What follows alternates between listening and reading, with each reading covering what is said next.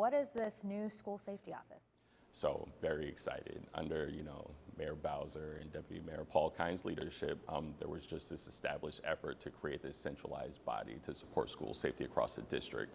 So the DC School Safety Office is actually modeled from, I want to say, 40 state school safety centers that we have across the country, just in response to tragic incidents that occur within those states. And we wanted to be more proactive. So how can we put more coordinated supports in place for school teams to be better prepared to, avoid and prevent certain things from occurring? So the DC School Safety Office, we're creating a holistic approach to what safety actually looks like in the city. So obviously, are all of our schools connected to emergency response and law enforcement and our public safety and justice agencies and partners?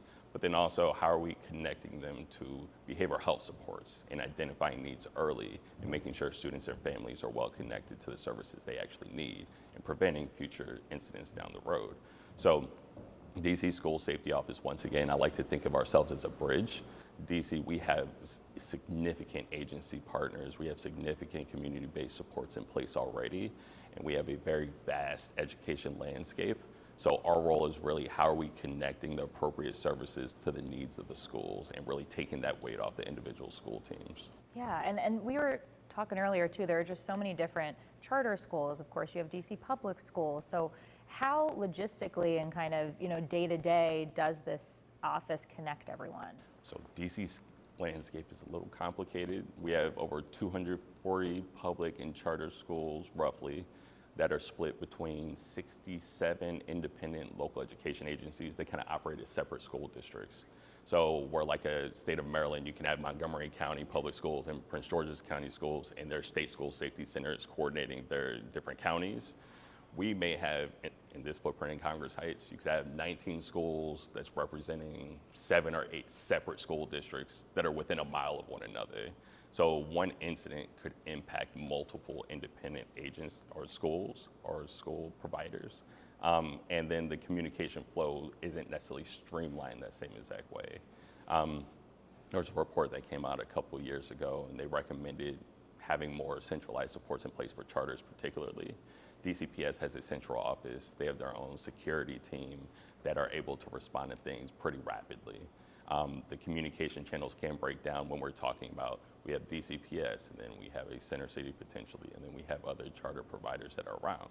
So the initial question, we are trying to be the one place that all schools can come to for guidance and have that prepared and readiness information that is available to them. And then we want to also make sure that our partners, the information that is being passed around, no matter what school, no matter what agency, is consistent. So just making sure there's streamlined information flow across the board and just making it easy for our school teams overall. Yeah, and you kind of spoke to this here, but I'll just ask it directly as well. Why create this office? What was the need? Yeah. If you talk to any school across the city, there's always a need for better communication. I think in certain instances, better understanding of what's available in the city and that coordination overall. So why create the office itself?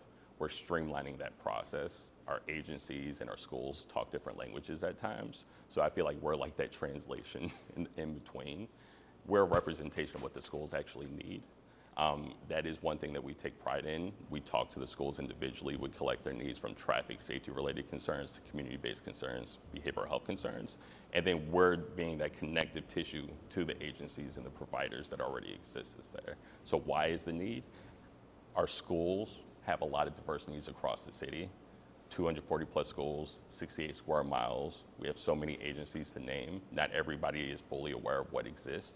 So we're here to really alleviate that pressure off the schools so they can focus on what's most important, supporting the students in the school buildings. And I know we wanted to focus on that too, that this is a resource for schools. So how will that work? Say there are some behavioral incidents, or maybe there is an emergency response, right, near multiple schools in the area. How does this work in terms of their reach out to you? Absolutely. So outreach can look different in different ways. last week, I want to say we had a community conversation with a group of schools following an incident that occurred. We pulled in our behavioral health providers. We pulled in our public safety providers. I just want to acknowledge as well, I'm so appreciative for our Deputy Mayors for Education, obviously, but also our Deputy Mayors for Public Safety and Justice and Health and Human Services, because they are our partners in this work. So when we hear concern from the schools, our agencies are already plugged in and willing to participate and come in and support.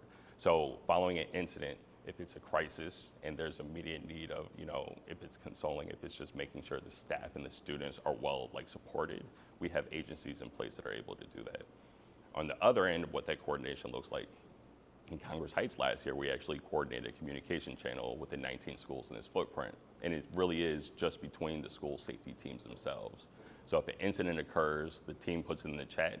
If they need coordination with a neighboring school who may be DCPS or charter, they talk directly to each other. That can impact dismissal, arrival, whatever. Right. If they need safe passage support, because this is in a safe passage neighborhood, we're able to touch base with public safety and justice partners and make sure the safe passage teams are aware. If they need some additional law enforcement support, then we touch directly with the district commanders and the SRO teams that are available in the city as well. So once again, it's just that making things as simple as possible for the school. Something occurs, you're not trying to scramble and call every phone number you can get your hands on. Reach out to us. Here, this communication channel is a resource for you. Let's utilize that. And then, so the individual school-based communications, we go school by school. We also meet, with their school safety teams, identifying what those needs are. And those needs are very robust. We won't dive too deep into that. But then we use that, and we use the trends that we're noticing, and then we take those to our government agencies, and we're saying we notice these behaviors in these cluster of schools that are here. Are there any agencies that can actually connect to the services that are available? Or on the other end, we're noticing that these specific intersections or these roads or these alleyways become hotspots for students gathering. Can we strategize a coordinated effort to make sure that students are getting moved along in those spaces? So it looks different based on what the need is, but once again, we're trying to deal with those complexities so our schools don't have to worry about navigating that. Right. Do you have specific liaisons then in your office that handle certain areas, or how do you kind of manage all of these different schools? So we do have our associate director for school engagement. I know she's more responsible. We have what's called school safety inventory. So they are very robust assessments of school safety needs in schools. So there's a whole calendar and schedule that we're following. We've identified our school communities just by incidents that occur. So I know she's in charge of going out and doing that outreach and doing the assessments with schools, and really that foundational information that we use to interact with our community partners. On the other side of that, we have our soon-to-be associate director that's in charge of, I'm sorry, the exact position slipped my mind, but making sure school trainings are available and making sure that the coordination prevention efforts are in place in the city. So we're hearing from the school teams, we wish there were more trainings in this space. Then our director over on this end is coordinating with, we have a national partner, the National Center for School Safety. They're housed in the University of Michigan, but they're able to support us with, we have these available trainings right now. We want to get to a space down the road where we're able to build our own trainings out based off the school needs. But right now, what are the needs? What are the available trainings and resources and supports? I know the Public Charter School Board, for instance, they have significant supports already in place. So it's a matter of just coordinating based off what the need actually is too. Gotcha. So we're tackling what are the trainings, what is the preparedness, what is the readiness end of everything, how do we make sure our schools are prepared if things come up, and once again, how are we identifying those needs? And then we're kind of just plugging everything in as we're going. Gotcha. And you mentioned the school safety inventory. So what does that involve? Absolutely. So it's going out to the schools, speaking with the school teams directly. We'd like to speak with the school safety teams or school safety squads. So it could be administrative team, it could be behavioral health team, it could be deans. It varies depending on the school, depending on the staffing. But we talk to them. Traffic safety, if there's any traffic or transportation related concerns that their students are navigating traveling to school. There's community-based concerns that are coming up, what those may be, how we can better coordinate and understand those needs. But then also are there behavioral health concerns that we're noticing, not just with the students, but there's been an uptick, it seems like, with adults as well. So, and then using all that information, how are we making sure we're getting the appropriate agencies to address that? We have an advisory group that kind of goes over this data quarterly, and then from there we're able to kind of coordinate who has capacity and then who can best serve the needs that we've identified from those. Gotcha. And you mentioned this report. We were talking about it 2 years ago. It comes out. here we are with the school safety office. What were the steps to get us there so quickly? See, this is more Deputy Mayor Kine. This was before I stepped into the office, but I'm really grateful for his leadership there. I know my colleague in the office, Hillary Desir, she led this effort with him, but they gathered stakeholders from around the city to really discuss what are the needs of our school buildings overall. Robust report, set of recommendations has really been the backbone of this office standing up. One particular recommendation was a centralized hub to support charters in particular. There was an acknowledgement I mentioned previously. DCPS has more centralized supports in place. So how can we support public charter schools, public charter school board, to make sure that those similar supports are in place for charter schools as well? We're taking a holistic approach again. We're not just for charter schools, though I'd like to believe we provide foundational supports that wasn't available previous to, but it's best how are we connecting and supporting for all schools in the district. So DCPS, public charter schools, but additionally, there's a lot of independent schools as well. So a lot of the resources are available for them to be able to utilize supporting their students overall.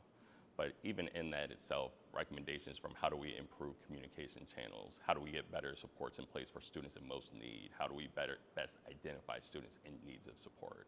And those are all things that we have built up until this point with the office's launch and things that are really central to our work overall. That's great. And so you've spent time in the classroom before advocating, before stepping into your role that you're in now. What would this type of office and resource have meant to you then, and how would you use it? Yeah, there were a lot of unfortunate times stepping outside of the school building after school. It can feel like chaos, or students misbehavior those time seasons when it gets a little bit warmer outside, or I feel like our school sometimes felt overwhelmed. There wasn't necessarily, I didn't have a clear understanding of the support structures in place from the city within the school building itself. I think one thing that we really keep in mind are the perspectives from our schools. How do we make their jobs easier? I think we ask teachers, administrators, school buildings, period, to do so much. And we keep asking them to do more and more and more and more, keeping in mind they're managing hundreds of children every day. So my goal is how can we be supportive for the schools? How do we make their jobs easier? Once again, I made a joke last week, but me and my wife trying to figure out what we're getting for dinner is always a sticking point because it's so many options, feel overwhelmed. What do we do here? Sometimes like, here's the option and this is what we're going with, make that easier for everybody. It's kind of the same philosophy with our schools. If something's occurring or you have a question, we don't want you to think about it. There's this resource that's right here available to you that's free. And then one thing I'm excited for, just understanding people receive and they learn differently. They receive information very differently. Some people like to talk to people directly. Some people do like to comb through dense material. Some people want to answer immediately that's there. So one thing I'm really excited for this year is just the tools that we are creating to make information as easily accessible regardless of who's trying to get that information. So one thing I'm excited about, Child Family Services Agency, CFSA in DC, we're partnering with them. They have a 211 warm line that already is operational and is a valuable tool. And we're trying to work with schools, making sure they're aware this resource exists. If there's a student or family identified in need of a support system from one of our health and human service partners, they can call 211 and get connected directly to it.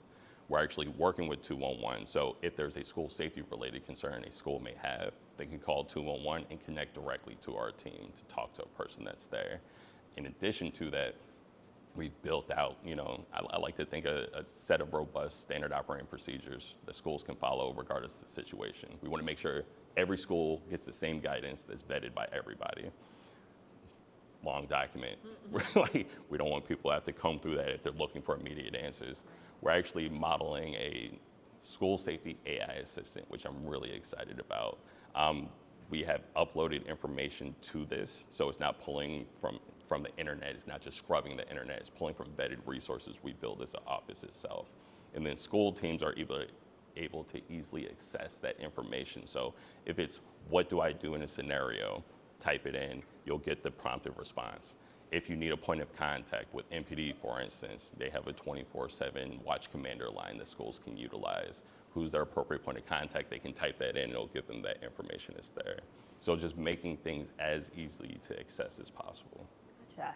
And the 211 warm line, is that the main place that you're going to want schools to be contacting if they need emergency help or if they need, they have a question in the moment? I do want to be clear, if there are emergencies in place, schools should always call 911. They should always contact their appropriate channels. There are certain apps that are used, Rave app for instance, that are used that should be utilized within the school buildings. But if there's ever any questions, 211 is the great starting point for schools. If they need to connect families to services, that's a great point. If they need to connect to the school safety office, any school-related topic that may be there, they can 211 for that. So we are really working with them. How can we make this tool really accessible for schools that are there? But then there's also email, and then school safety. There you go. That's there as well. But yeah, we try and make things as easy, understandable for schools. But then also we're doing engagement and we're doing outreach and we're trying to talk to as many of our school teams as possible. So as we do those, they know exactly how to get in contact with us. And I know Congress Heights is one of the areas where there have been some school inventories and one of the focus areas to start. Why is this one of the priorities? So there was a report, and I want to say the Criminal Justice Coordinating Council, they put out a couple years ago, is identifying risk factors of youth entering the juvenile justice system. And one of those was they've identified communities with higher rates of gun violence increased, that risk, unfortunately. So we did a 3-year overlook looking at community clusters around the city, just the rates of violent crime that occurs with a firearm. And then Congress Heights, unfortunately, Congress Heights, Bellevue, Washington Highlands footprint was near the top of that list itself. Just historic data overall just indicates that. So there's roughly 19 schools, I want to say, split DCPS and charters. We have been very intentional about supports that we're providing those schools overall. So I mentioned the communication channel we discussed beforehand. We piloted here. There were, I want to say, close to 60 incidents where we were able to coordinate with schools, law enforcement, or safe passage. It was a really successful effort. We've been scaling since then. But additionally, there's been efforts with clusters of schools of how we're focusing referrals to behavioral health programs or wraparound support services. Like Department of Behavioral Health has an amazing suite of services that were there. Before the start of the last school year, we were able to get roughly, I want to say, 30 to 40 students connected to services that were much needed there.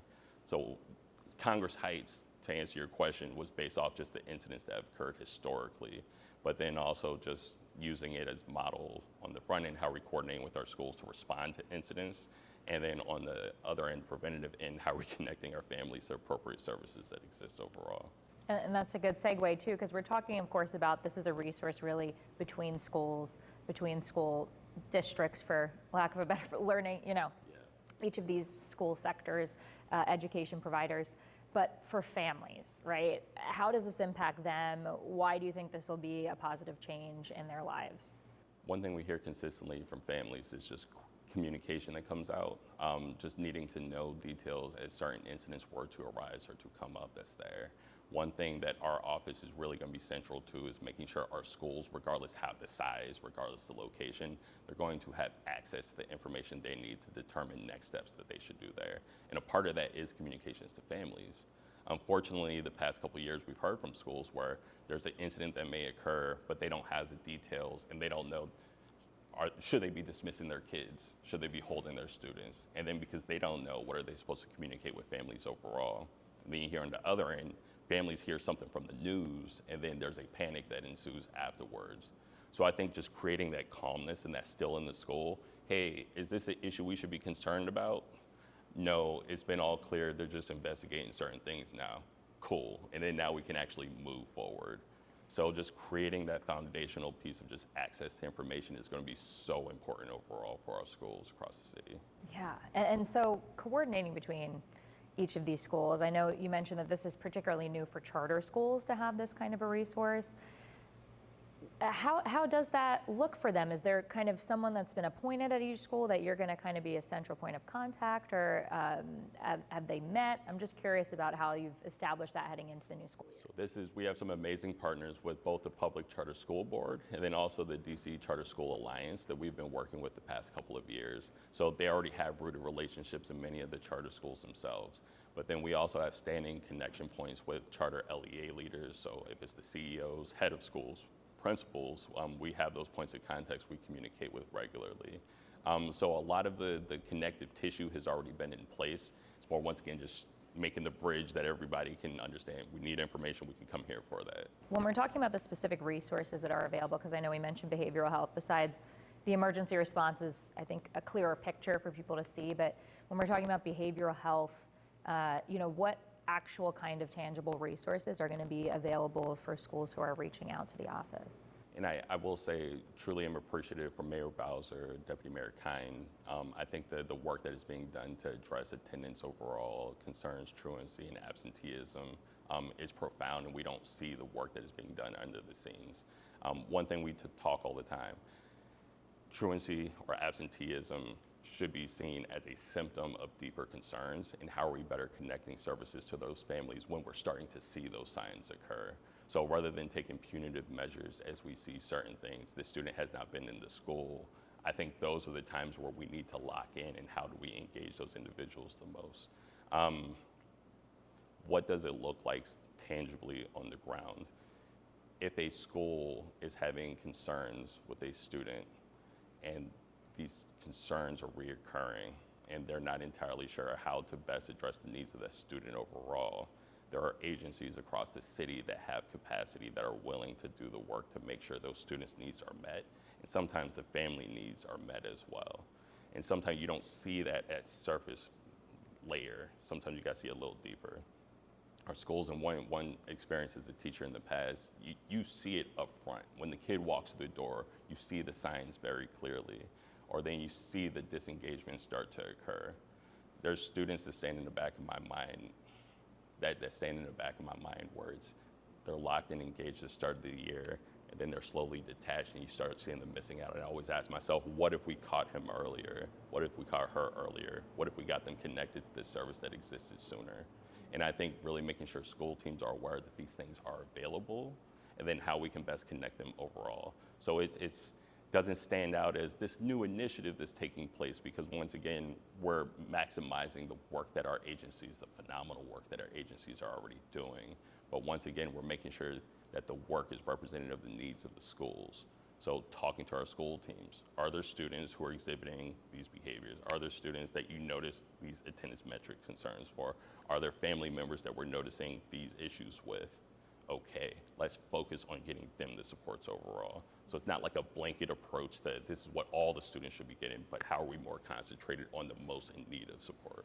Yeah, no, that makes a lot of sense. And when we're, we've waded in the weeds a little bit about how some of this is going to work, but just when we're boiling it down and we're putting this on air in the morning, what is kind of the gist of what people need to know? What is different here? What is changing for schools?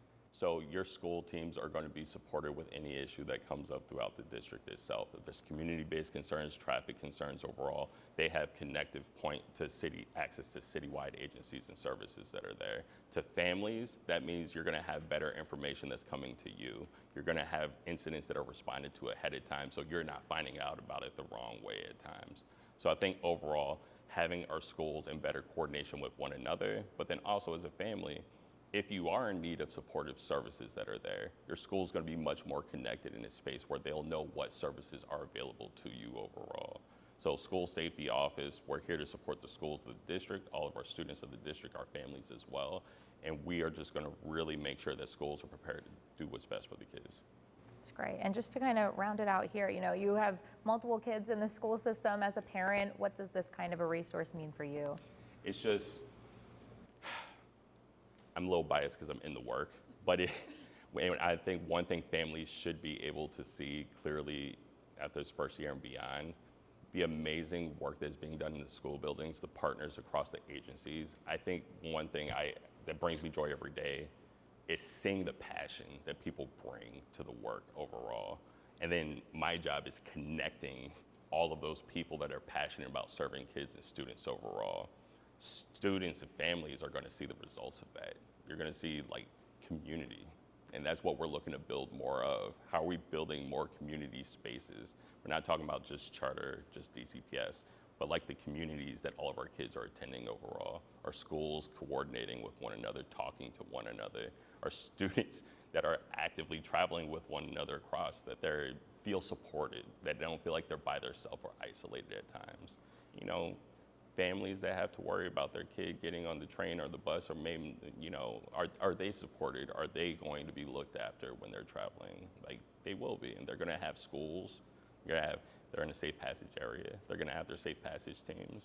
You have law enforcement out there. There's so many people that's out there for the best interests of students and families. And then I'm really excited to showcase that as the office and making sure all of our schools have that and that they feel supported. That's great. And so you've launched the office. Yeah. What is next? Continuous. So the school year's starting. So we have engagements with I told you we have our priority communities. So we just wrapped up a conversation in Ward 4 earlier this week. We're going to do our engagements in Ward 8, 5. I won't go into the weeds and all of that.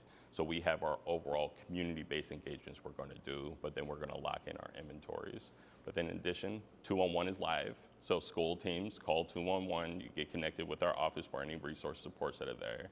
We are previewing our AI assistant for our schools this year that will be ready for day one of school next week. So once again, resource for our school teams to be able to utilize to get access to information.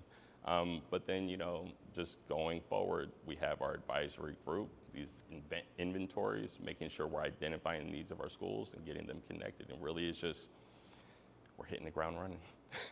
Great. Anything we missed that you want to talk about?